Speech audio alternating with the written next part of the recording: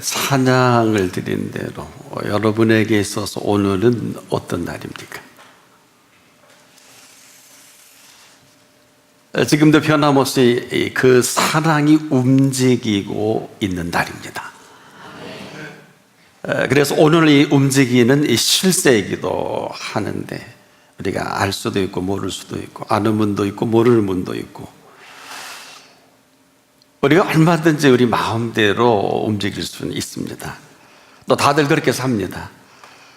근데 그 결과를 그렇게 힘들어 하는 것입니다. 그래서 그 만든 작품이 삶이 고역이다, 고통이다, 나름대로는 일리가 있어요. 하나님께서는 우리에게 고통을 만들어 주신 일이 없습니다. 지으시고 보시기에 심히 좋았더라. 왜 그렇게 됐을까요? 이것은 지금도 그럴 필요도 없고 그럴 일도 아닌데, 우리가 너무 쓸데없는 일로 우리의 마음과 중심이 흔들리고 빼앗겨 버립니다. 이 살아온 시간과 공간이 내가 만든 시간이 되고 내가 만든 공간으로 여기서 헤어나오지 못합니다.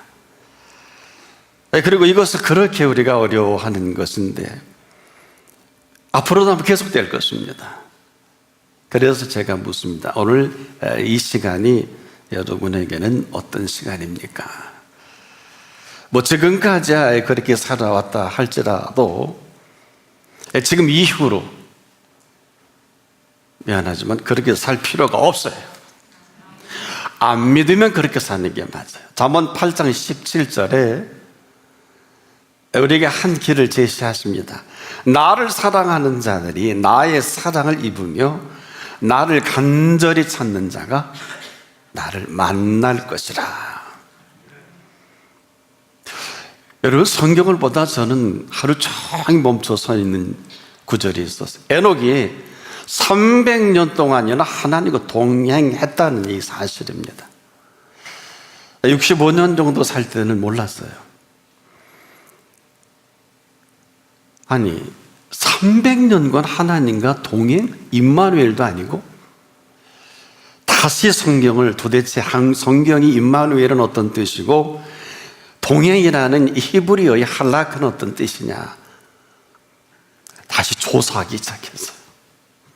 완연하게 다른 거더라고요. 근데 우리는 대충 임마누엘, 하나님이 우리와 함께 하시는구나. 함께 하지 않잖아요. 이게 임마누엘이에요. 동행은 시간과 공간과 하나님이 지으신 모든 것 위에 살아계신 하나님과 함께 움직이는 것을 말합니다. 삶의 동선입니다. 그래서 종일 멈춰서서 도대체 에녹이 어떤 사람인가 하고 연구를 했는데 자료가 부족해요. 히브리 11장 5절에 보면 이런 부분은 나와 있어요.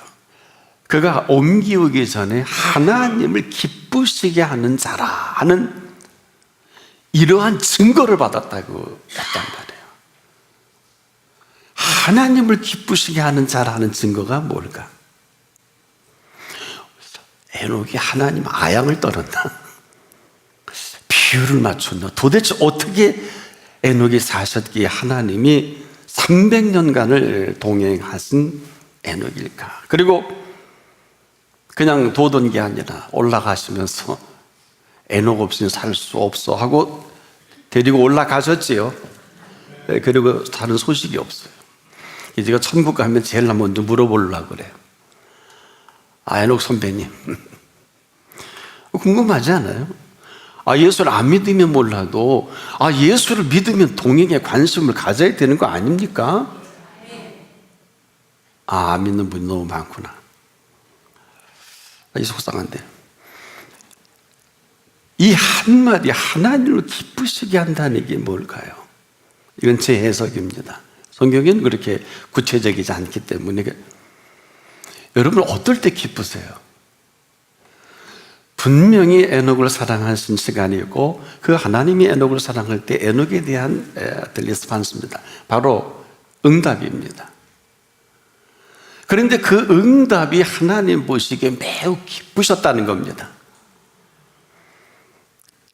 사랑이죠. 하나님이 그 사랑, 흠뻑 사랑해 주신 그 사랑으로 그는 하나님을 사랑하기 시작한 에녹이 아닐까. 나의 사랑하는 자들이 나의 사랑을 입고 살자고요. 나를 간절히 찾는 자가 나를 만날 것이다. 그렇지 못한 시간과 공간이 아마 우리가 익숙하게 살아온 시간과 공간이 아닐까. 자, 이것으로 인해서 엉뚱한 사랑에 끌려서 사랑할 거 많잖아요, 여러분. 사업도 사랑해야 되고, 돈도 사랑해야 되고, 명예도 사랑해야 되고, 여러분 얼마나 많아요. 우리가 하는 일도 사랑해야 되고, 그 분야에서 또 우리가 전문인이 또 돼야 되고 말이에요. 자, 지금까지는 이렇게 살아온 게 틀린 건 아니에요. 틀렸다고 하신 일은 없습니다. 근데 분명한 것은 사랑할 자를 사랑하지 못하고 그 사랑에 힘입지 못하고 열심히 공부한다, 열심히 일한다, 뭔가 사업을 이룬다, 뭐 이루기도 하고 그러지도 못하기도 하겠지만은 오늘 이 예배를 받으시는 살아계신 하나님 아버지께서는 우리 한 분 한 분에게 오늘 어떻게 다시 시작점을 찍고 살아가기를 원하실까? 해주신 사랑 이 한 가지만으로도 사실 삶의 모든 것은 넉넉히 이길 수 있어요. 사랑하면 지혜가 임합니다. 사랑하면 힘이 임해서 다윗은 나의 사랑하신 하나님을 향해서 나의 힘이 되신 여호와여, 힘받고 산 증표가 아닐까. 사랑에 힘이 있단 말이에요.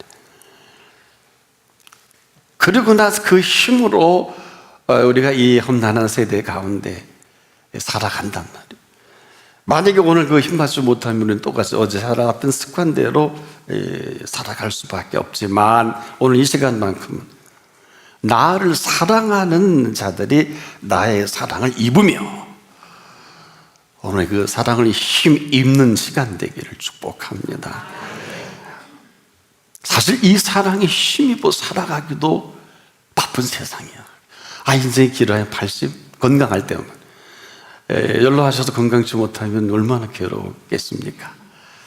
근데 금방 찾아올 것입니다. 근데 에녹은 무려 300년간이나 동행하다가 하나님이 데리고 올라가셨어요. 에녹이 간 게 아니란 말이에요.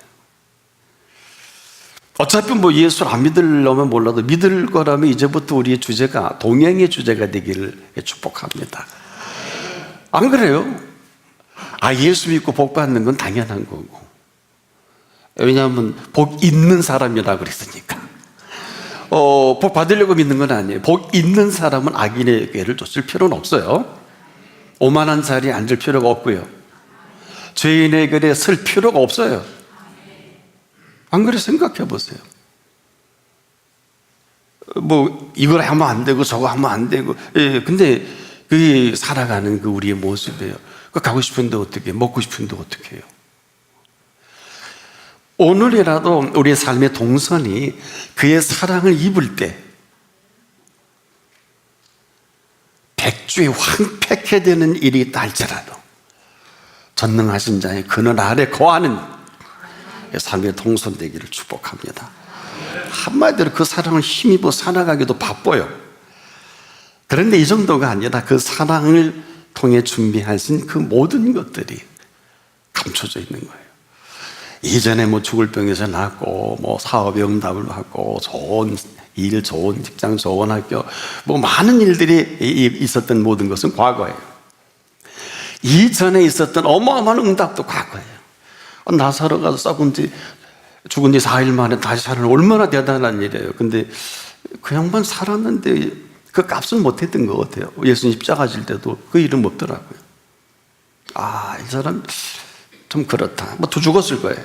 얼마나 대단하고 어마어마한 일입니까? 죽다 살아났는데, 아니 죽었는데 썩었는데 배로 동인 채로 나사로야 나오라. 이게 오늘도 살아있는 말씀이거든요. 여러분이 그 말씀 속에 오늘 우리에게 그 사랑을 힘입어 살아갈 우리들에게 펼쳐질 준비한 이후로의 세계는 저도 기대가 돼요. 왜냐? 저나 여러분이나 지금 인류 모든 사람이 눈으로 보지 못하고 귀로도 듣지 못하고 우리 마음의 생각, 이 사람의 주신 이 마음으로도 예측할 수 없는 어마어마한 살아 역사하시는 그 세계를 준비했다. 그래서 여러분, 왜 오직 예수여야 할까요?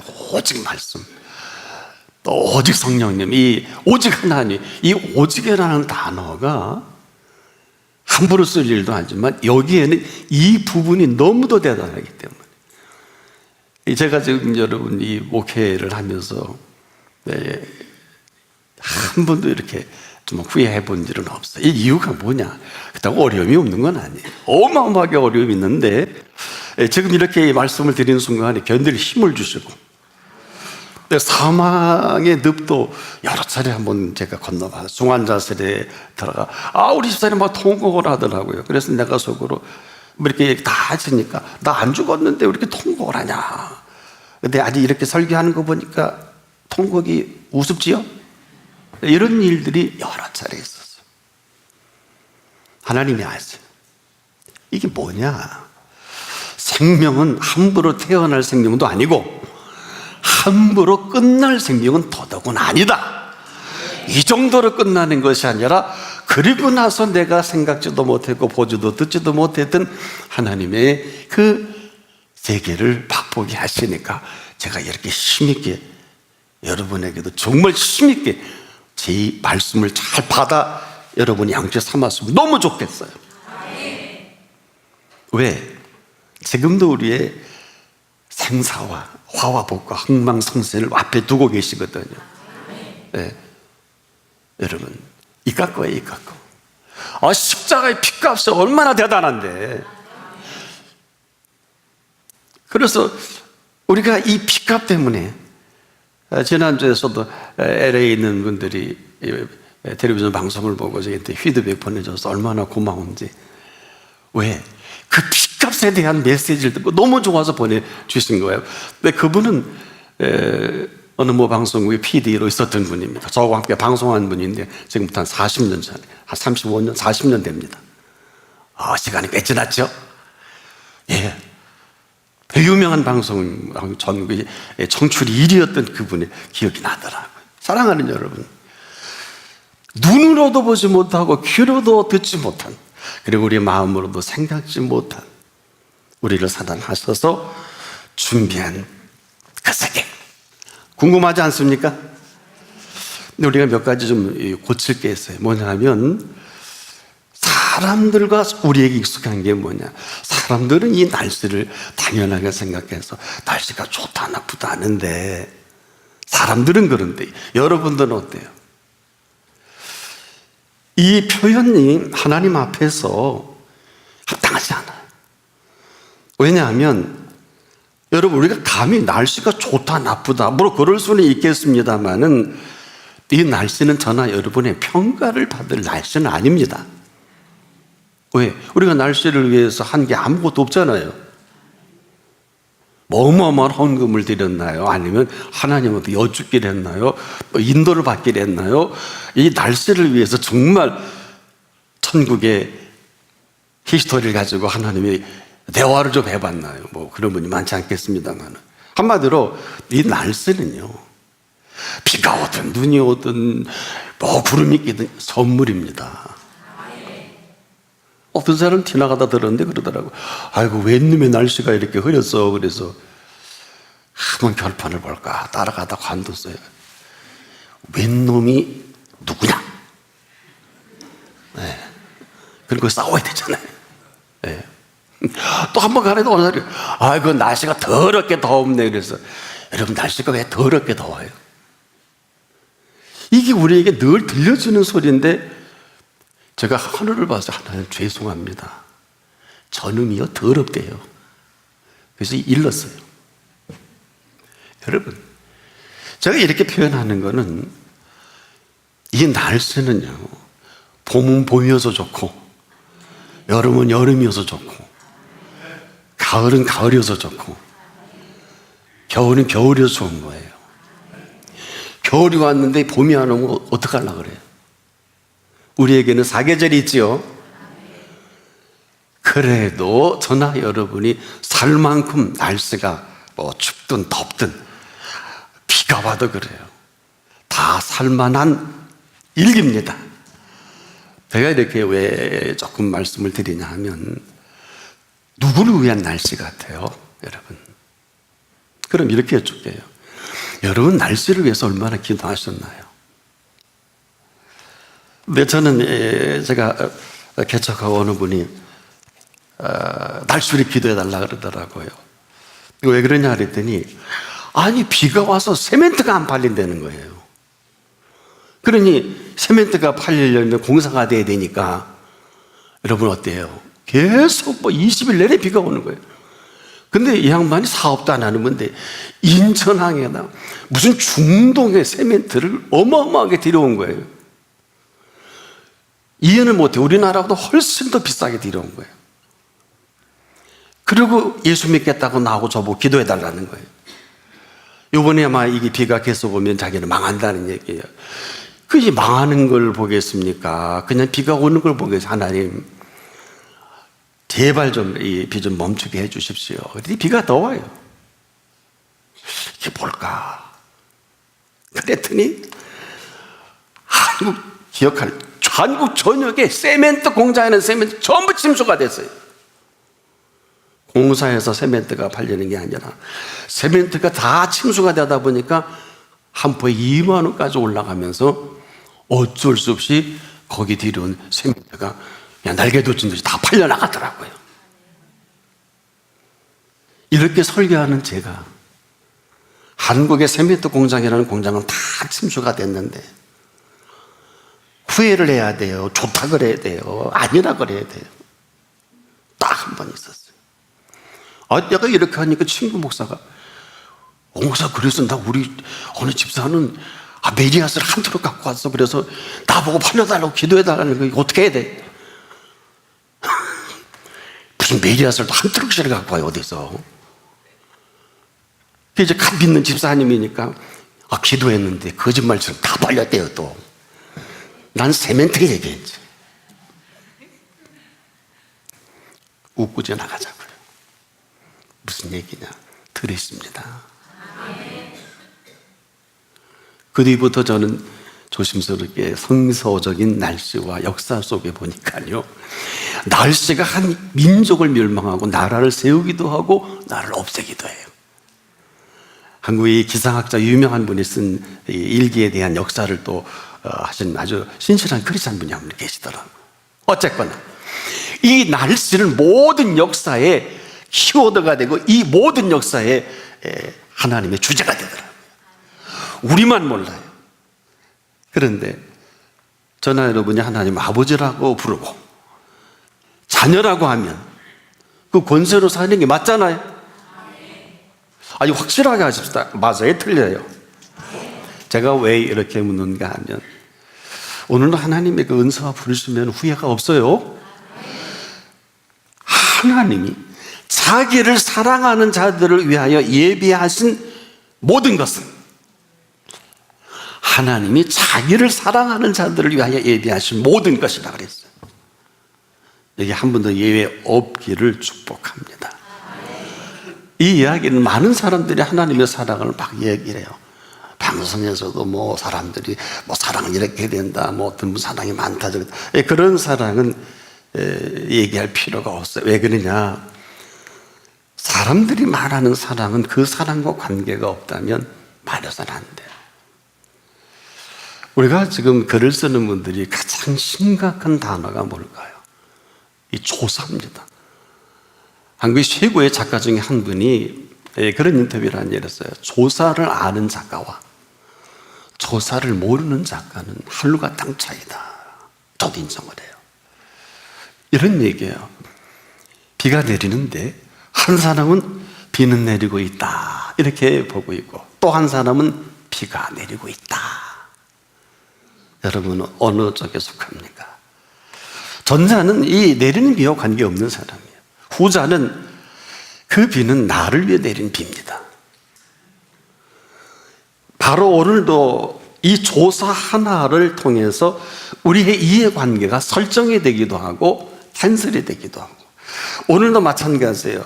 아, 비는 내리고 있다. 아, 은혜로운 말씀이다. 아, 하나님은 살아계시는구나. 본인하고 무슨 관계가 있어요? 오늘 이 본문은 대단히 심각합니다. 이 주제는 제가 만든 주제도 아니고 예수님이 부활하셔서 승천 못하신 이 이유 중에 하나도 40일 동안 이 땅에 계시면서요, 세 번째로 구체적으로 제자들을 만나 주실 때가 요한복음 21장의 마지막 기록이죠. 거기에 베드로와 함께 있던 그 6제자, 모두 7제자에게 나타나셔서 하신 주제가 뭐예요? 요한의 아들 시몬아, 네가 이 사람들보다 나를 더 사랑하느냐? 사랑 얘기죠. 생뚱맞는 걸까요? 근데 문제는 베드로가 확증이 없어요. 네, 아멘! 그러든지 확실한 표현을 못하고 내가 사랑하는 걸 아시지 않습니까? 하는데 예수님이 사실이면 왜 물었겠습니까? 두 번째도 네가 나를 사랑하느냐? 또 자신이 없으니까 세 번째도 네가 나를 사랑하느냐? 왜 그러셨을 것 같아요?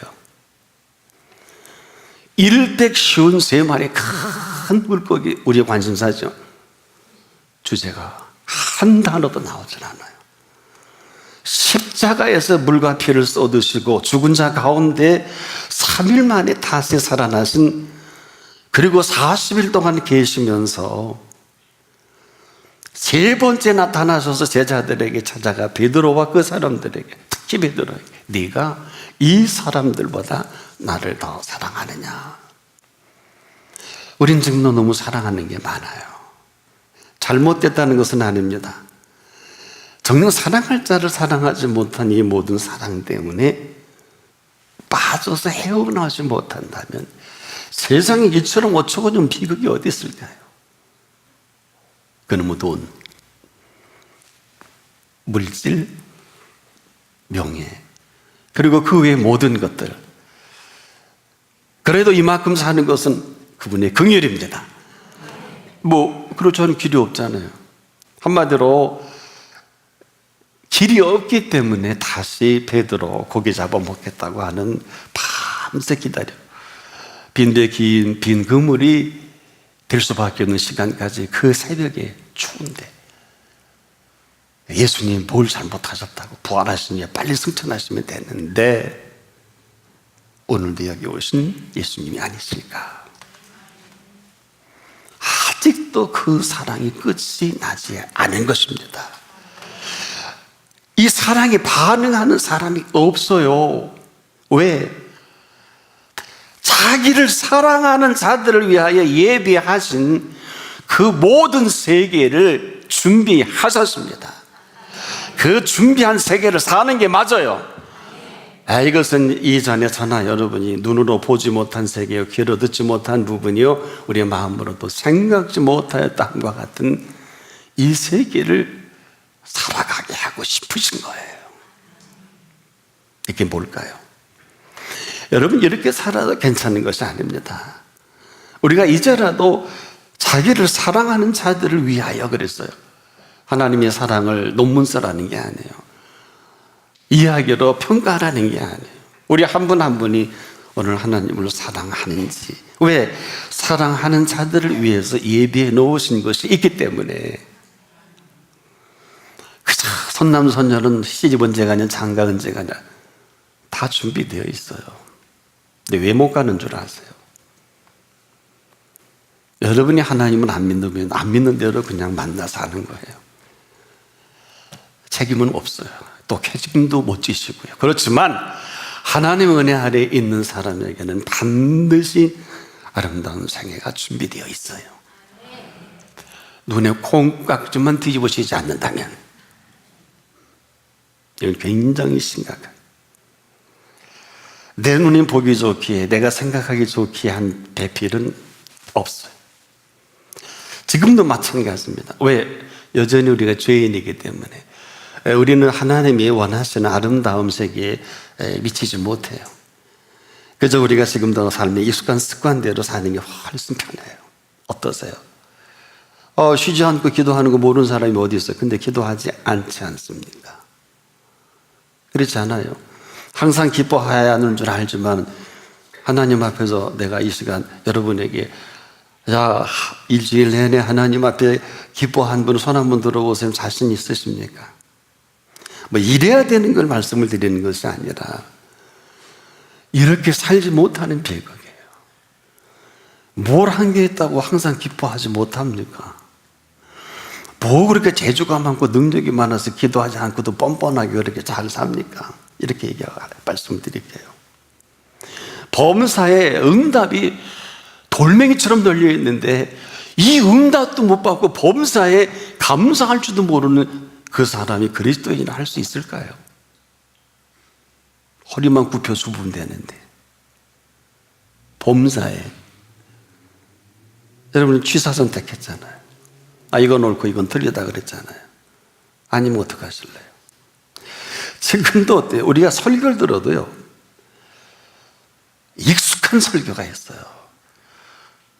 그래서 우리가 내 컨셉이 안 맞으면 안 들으려고 그래요. 근데 이게 맞질 않아요. 가장 훌륭한 설교는 찔림을 받아야 되고요. 가장 훌륭한 설교는 오늘 내 삶이 전환점이 되는 메시지예요. 그렇게 되지 않고 나를 위로해 주는 메시지는 없습니다. 무슨 얘기인 줄 아세요? 하나님의 위로를 아십니까? 하나님의 위로는 저도 능력이 부족해서 아주 중요한 질병이 있는 분들 신방을 갑니다만은 또 낫는 분도 계시고 합니다만은 예수님은 병자에게 위로해 준 일이 있어요, 없어요? 없어요. 이 부분이에요. 함부로 위로하지 마세요. 위로하시려면 책임을 지세요. 사람들은 위로받기를 원한다 그러죠. 같은 마음을 가지고 갑옷을 삼자. 근데 믿음이 있어야죠. 이게 무슨 얘기인 줄 아십니까? 우리의 모든 위로는 너와 나 사이의 위로는 위로지만 하나님의 위로는 인도예요. 답입니다. 방향입니다. 썩어 문드러져가는 나사로의 시신을 향해서 살려내는 일입니다. 예수님을 만나서 못 고친 병이 어디 있어요? 예수님 만나서 인도받지 못한 인도가 어디 있습니까? 이걸 믿는 것이 그리스도인입니다. 이걸 믿고 지금 살아가는 사람이 그리스도인으로 살아가는 것을 말합니다. 그런데 그 반대급부가 뭐예요? 우리가 생각하는 위로, 우리가 생각하는 하나님의 뜻, 우리가 원하는 길목, 익숙한 거 아니에요. 모르잖아요. 그런데 하나님의 뜻을 이루기에는 너무 멀리 있어요. 듣고 싶은 설교만 들으려고 하고. 참 저는 설교자입니다만 저도 참 이 문제가 보통 심각한 게 아닙니다. 저도 심하다 때마다 새벽기도 할 때마다 이 문제 때문에 한두 시간씩 무릎을 굽힐 때가 참 많아요. 이렇게 오래도 성경을 이해하고 설교하고 해도 왜 그러냐면 맞다 틀리다가 아니라 그 메시지, 그 말씀 속에 감추어진 하나님의 오묘하고 신비로운 세계는 무릎이 아프도록 주님께 매달려도 부족하더라고 말이에요. 한 제목 갖고 전 수십 번 설교한 제목이 참 많습니다. 오늘 본문도 제가 여러 차례 설교한 내용인데 아마 우리 성도들은 아실 겁니다. 전혀 다른 관점에서 우리에게 은혜가 되지요. 그 빛이 비춰질 때 그 각도와 방향에 따라 전혀 다른 모습을 나타내는 것처럼 이렇게 하나님의 말씀은 신묘막측해 오묘해서 사실 이 세계를 맛보고 살기도 부족한 인생인데 뭐 염려하고 걱정하고 근심하고 뭐 위로하고 그리스도인의 위로는 응답입니다. 무슨 남을 사랑하는데 문제를 여러분 사랑이 무슨 사랑이에요? 남을 사랑하는 사랑이 아니라 해주신 사랑입니다. 사랑이 없는데 해줄 사랑도 없잖아요. 우리에게 해주신 이 사랑을 가지고 우리에게 어떻게 사랑해 주셨냐. 예수님은 우리 한 분 한 분에게 마음을 다해 사랑해 주셨고요, 뜻을 다해 사랑을 해 주셨고, 힘을 다해 사랑해 주셨고, 심지어 목숨까지 주시면서 해 주신 사랑이에요. 그래서 이 바리새인이 물었을 때 신구약 전체에 가장 큰 계명이 뭡니까? 라고 물을 때 예수님이 거침없이 네가 율법은 아니? 네, 압니다. 반대로 얘기하시는 거예요. 다 지킬 수 있냐? 그랬더니 말을 잘 못하잖아요. 신구약 전체에 가장 어뜸가는 계명이 뭡니까? 잘 들어라. 너는 마음을 다하고 뜻을 다하고 성품을 다하고 힘을 다하고 목숨을 다하여 주 너의 하나님을 사랑하라. 내가 널 그렇게 사랑했는데 넌 뭐하냐라는 물음이에요. 두 번째는 네가 받은 그 사랑 가지고 내 이웃을 사랑하라. 근데 우리 이웃 사랑할 사랑이 없어요. 일하고 돈 벌기 바쁘고 쓸데없는 일에 당을 짓고 쓸데없는 일에 지금 뭐 어쩌고 저쩌고 하는데, 역사의 주관자는 하나님, 살아계신 하나님이십니다. 인생의 흥망성쇠와 한 나라의 흥망성쇠가 그분이 주도하십니다. 함부로 말하지 않기를 축복합니다.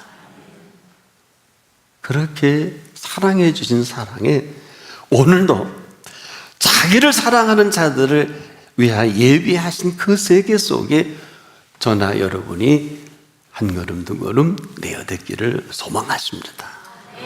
근데 그러기에는 너무 우리가 익숙해요. 오늘도 아마 또 나가서 스케줄 바쁜 분도 계실 거예요. 그거 다 의미 없어요. 아이고, 저 병원 신방 가는데도 제가 그랬죠. 여러분이 좀 하나님의 은혜로 충만하라고 오늘 은혜 되는 말씀만 가지고 누군지 환자에게도 분명한 얘기를 해주면 여러분은 능력이 없어서 그를 그렇게밖에 만날 수 없지만은 그가 병석에서라도 살아계신 예수 그리스도를 만나면 게임아웃이고, 안 그래요? 우리는 믿지 못해서 그렇게 한다 할지라도 오늘 우리의 상식과 이해가 여기까지라면 오늘 우리를 부르신 하나님이 자기를 사랑하는 자들을 위하여 우리를 위해 준비하신 모든 것들은 한 번도 예외 없이 그 세계에 들어가기를 원하실 것입니다. 그리고 그 세계 속에 마음껏 살다가 에녹처럼 이 땅에 주님과 동행하다가 냉큼 그 나라에 들어가는 거 아닐까요?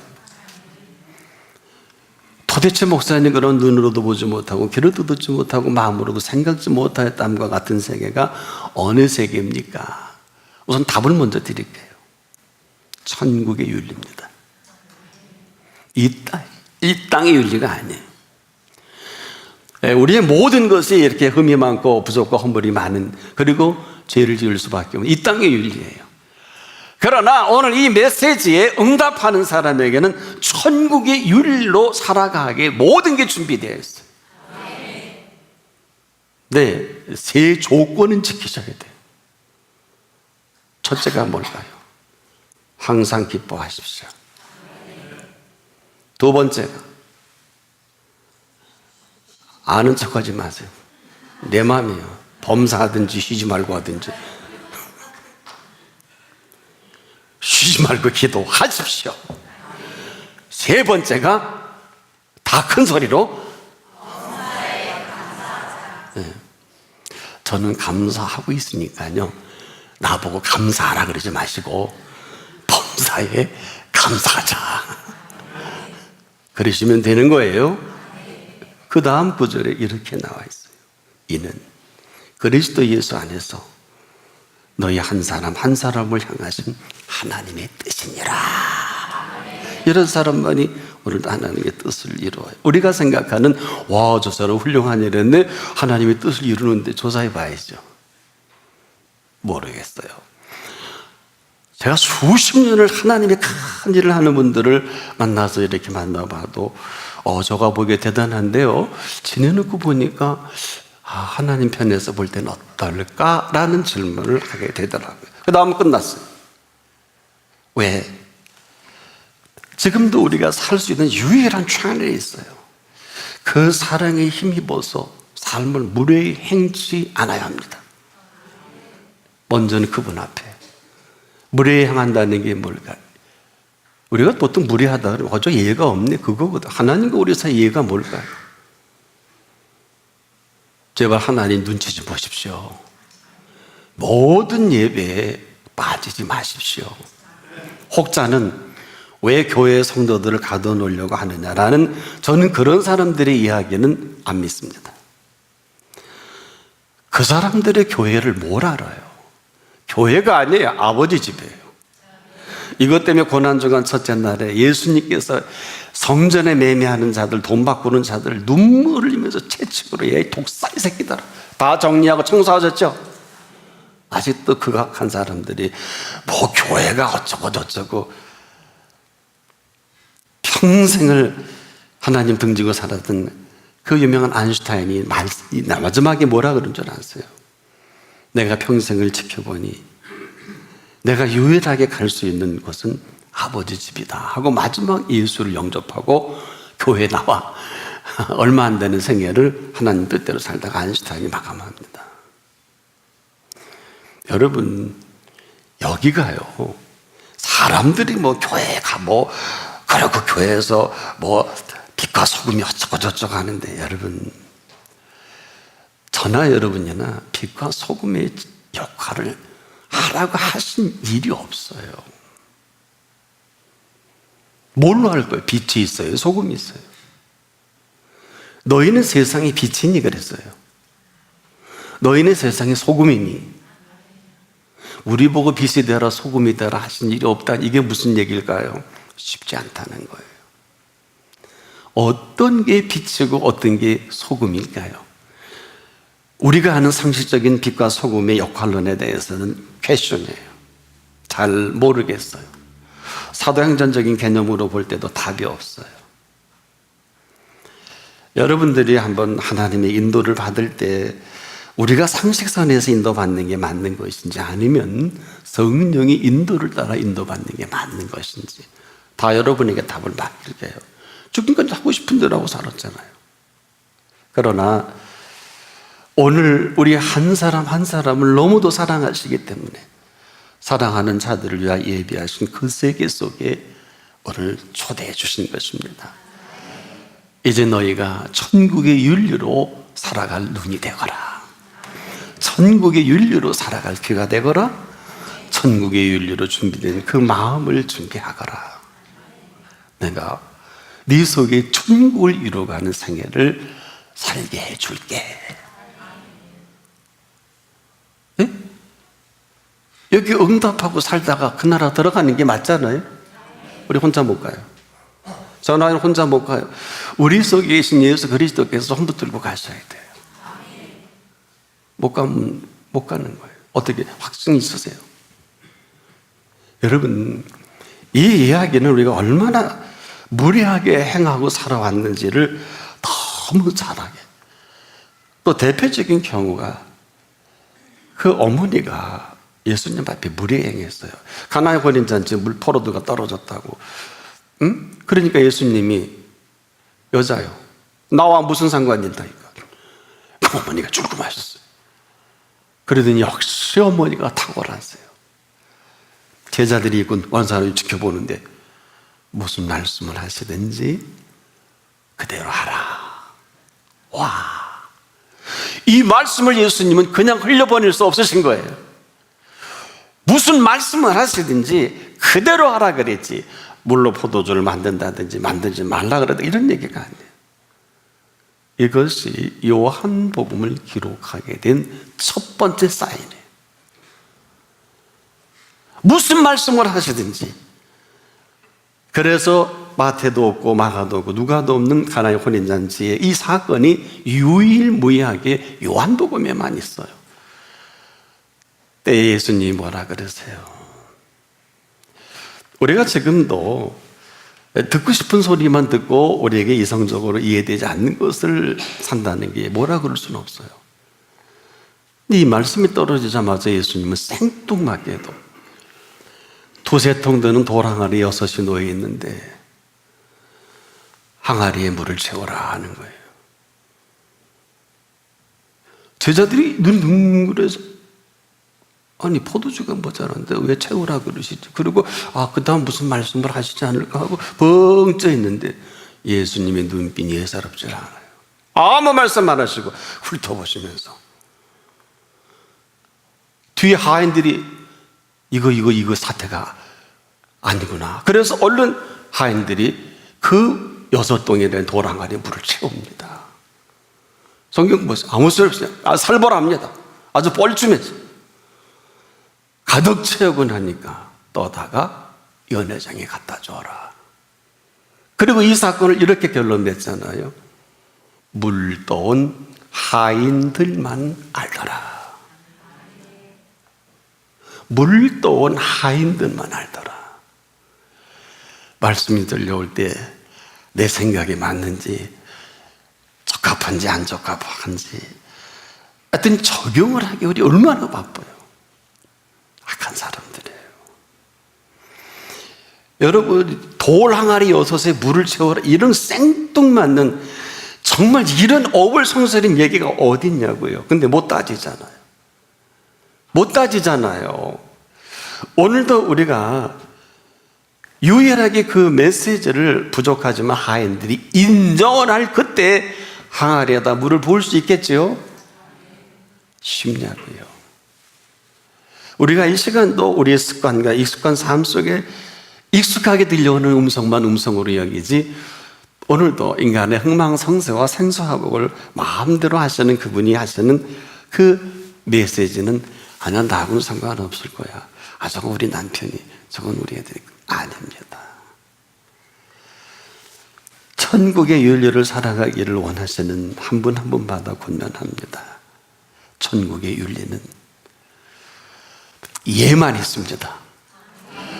아멘하여 얼마든지 그 메시지가 이해가 되든 이해가 되지 않든 그 말씀을 인정하고 나서 그 세계에 들어갈 수가 있습니다. 혹자를 위해서 제가 보충 설명을 한다면 목사님 그리고 생뚱맞은데 그러다 집 날아가면 어떡할까요? 그러다 병들면 어떡할까요? 그럴 수 있을 거예요. 하지만 똑똑하게 그 음성이 들려졌다면 그 들려준 그분이 책임을 져 주실 것입니다. 그래서 믿는 자를 보겠느냐? 믿음이 없이는 기쁘시게 못하나니 그가 자기를 찾는 자들에게 상 주시는 이심을 믿어야 할지니라. 상 주시는 이심을 믿어야 할지니라. 여러분 이 상이라는 게 얼마나 좋은 거예요. 이 상 주시는 자기를 찾는 자들에게 조건이죠.